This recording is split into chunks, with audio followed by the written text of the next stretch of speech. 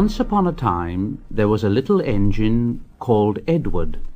He lived in a shed with 5 other engines. They were all bigger than Edward and boasted about it. They said, "The driver won't choose you again. He wants big, strong engines like us." Edward hadn't been out for a long time, and he began to feel sad. Just then the driver and fireman came along to start work. The driver looked at Edward and said, "What's the matter? Are you feeling sad? Would you like to come out today? And Edward said, "Oh, yes, please." So the fireman lit the fire and made a nice lot of steam.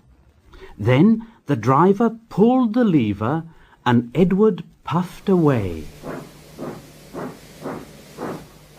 The other engines were very cross at being left behind.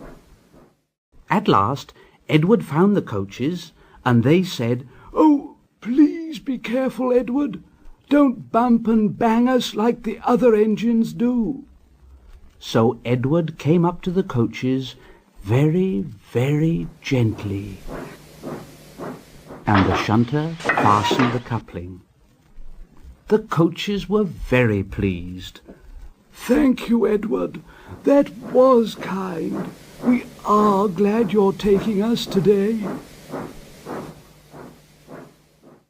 Then they went to the station where the people were waiting. "Here we are. Come along, get in quickly, please."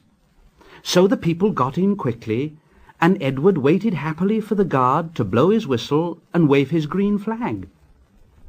He waited, and there was no whistle and no green flag. Edward was getting anxious. Where is that guard? The driver and fireman asked the porter, "Have you seen the guard?" Yes, last night." Edward began to get cross. Are we ever going to start? Just then a little boy shouted, "Here he comes!"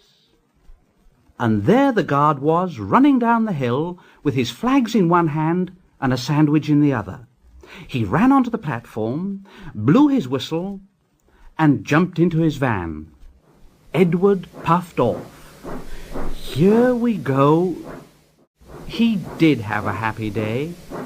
All the children ran to wave as he went past, and he met old friends at all the stations. He worked so hard that the driver promised to take him out again next day. And he told the other engines in the shed that night, "I'm going out again tomorrow. What do you think of that, But he didn't hear what they thought, for he was so tired and happy that he fell asleep at once.